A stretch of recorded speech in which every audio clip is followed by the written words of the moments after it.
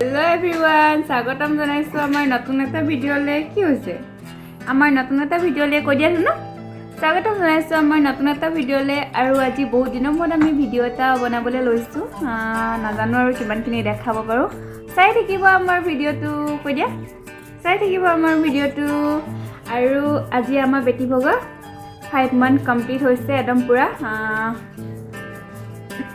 আজি 25 March আৰু আমাৰ বেটি ভগা আজি পুৰা 5 months কমপ্লিট হৈ গ'ল তুমি 5 মহীয়া হৈ গ'লা দুনু আমাৰ 5 মহীয়া হৈ গ'ল আৰু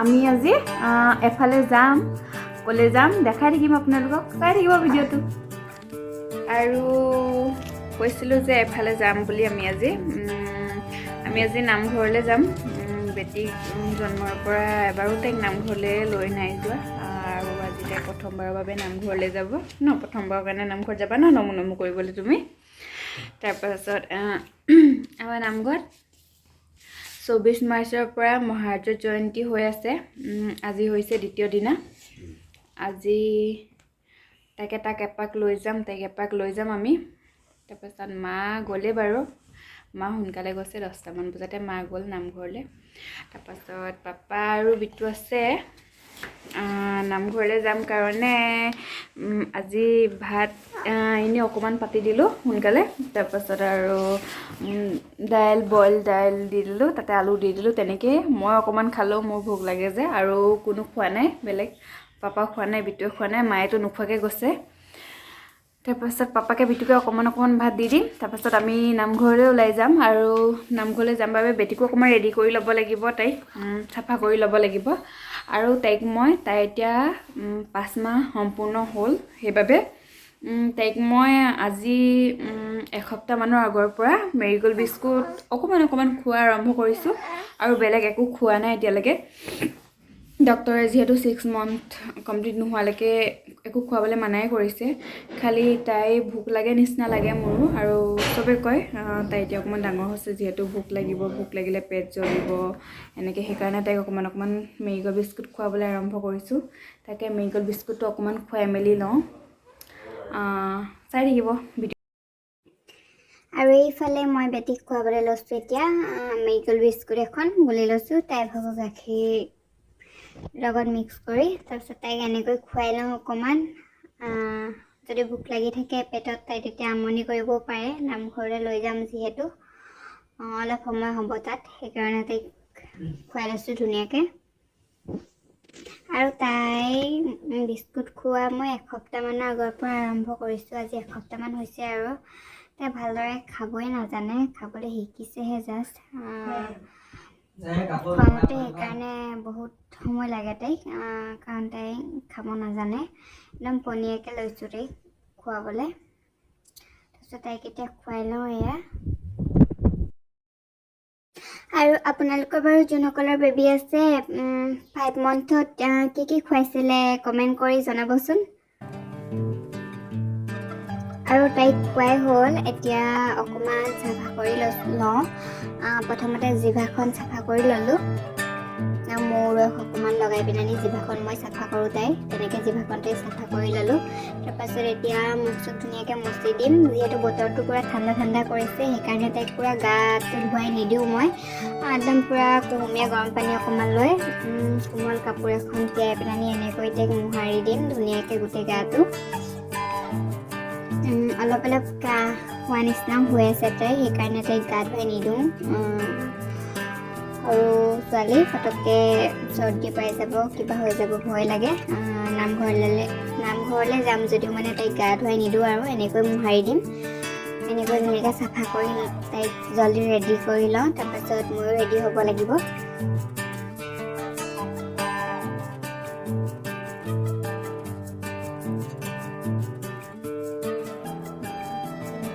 আৰু যোৱাকালি পিন্ধোৱা কাপোৰবোৰ চব খুলি দিছোঁ নতুন কাপোৰ পিন্ধাই দিম চব তাৰপাছত মই তাইক ৱাইপচি মোচা নাই গৰম পানী কুহুমীয়া গৰম পানী লৈ পেলাই মুচিছোঁ ৱাইফজি মোচাটো ইমান ভাল নহয়, সেইকাৰণে পানী লৈ পিনে তাইক মুচিছোঁ ধুনীয়াকৈ। তাৰপিছত এতিয়া গাত তেল লগাই ল'ম, এয়া লোচন লগাবলৈ লৈছোঁ, লগাই ল'ম, চব ধুনীয়াকৈ লগাই মেলি ল'ম আৰু।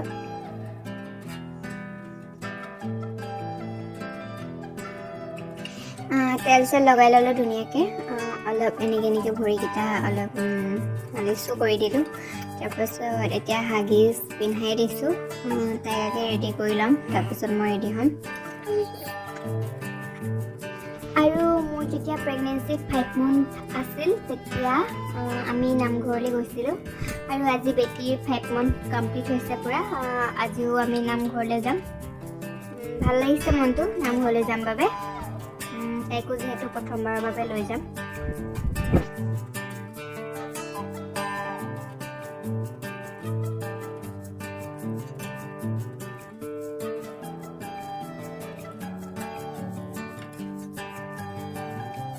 আৰু এইফালে দেহাই ক্ৰীম লগাব টাইমত একদম ধুনীয়াকৈ পাতি দিয়ে লগাবৰ কাৰণে। খালি ফুট দিবলৈ হ'লে নিদিয়ে, একদম ফুট দিব টাইমত তাই সদায় ফুটটো বেকা বেকি কৰি দিয়ে, বেয়া কৰি পেলাই। ক্ৰীম লগাবলৈ এনেকৈ ধুনীয়াকৈ তাই সদায় মোক পাতি দিয়ে।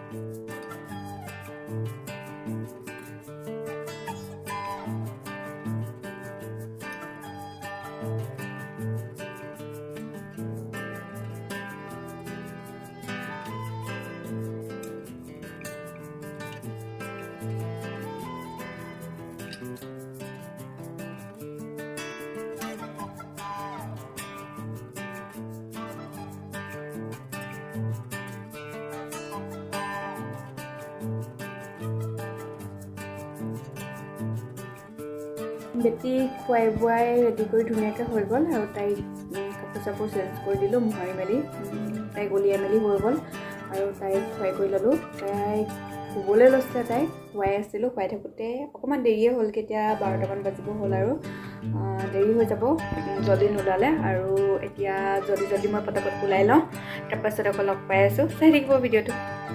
আৰু এইফালে মোৰ ওলাই মেলি হৈ গ'লোঁ, মই ৰেডি হৈ গ'লোঁ। তাৰপাছত বেটি আছে পাপাৰ ওচৰত, লৈ মেলি এতিয়া যাম আৰু এইফালে হাই কৰি দিওঁ।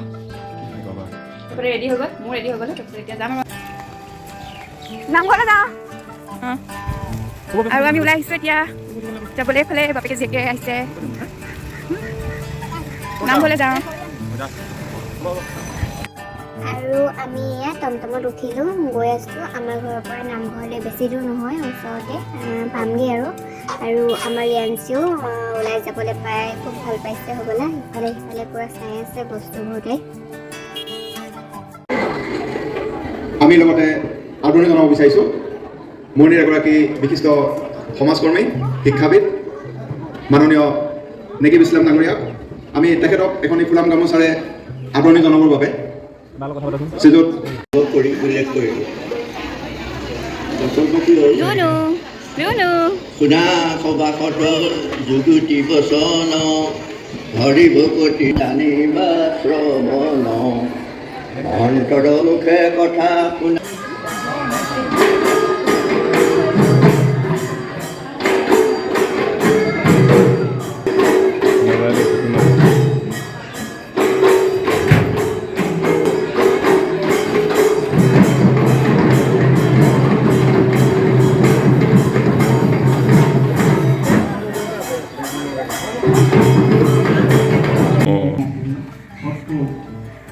জয়গে নি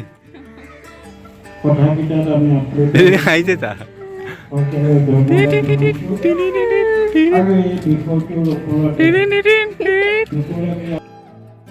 আৰু এইফালে এয়া পাপাই বাহিৰতে বহি আছিলে, আৰু এতিয়া বেটিক পাপাই ল'লে। আৰু এতিয়া আহি মেলি আমি ঘৰত পালোহি।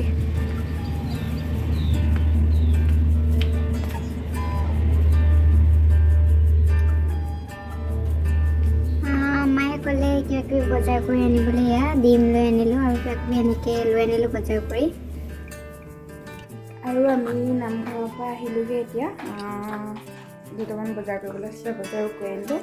বেটি হাগিছ নাছিলে, হাগিছ আনিলোঁ আৰু তেনেকৈ মায়ে ডিম আনিবলৈ দিলে। তেনেকৈ কিবাকিবি লৈ আনিলোঁ আৰু বস্তু দুটামান।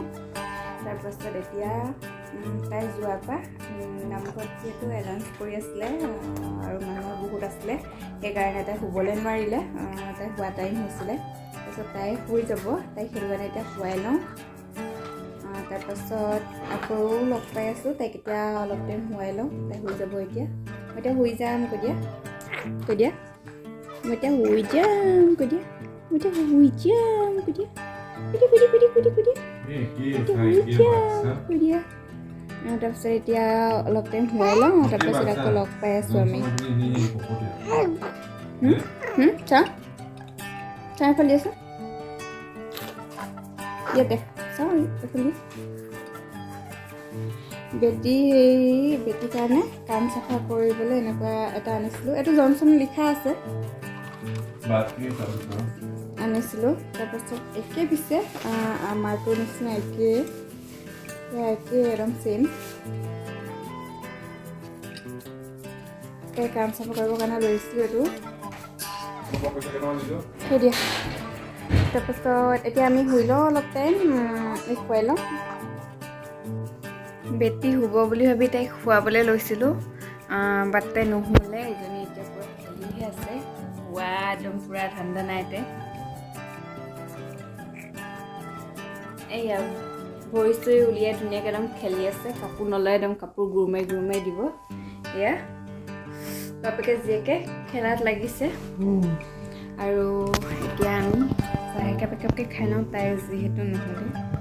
আমি চাহ বনাওঁগৈ এতিয়া।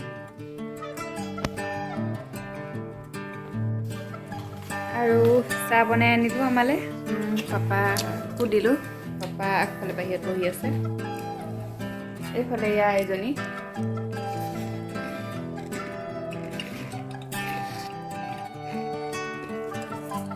আৰু আহোঁতে চিঙৰা লৈ আনিছিলোঁ, এয়া চিঙৰা আৰু লাল চাহ, লগতে বিস্কুট লৈ লৈছোঁ দুখনমান। আৰু এইফালে খাইছে পূৰা।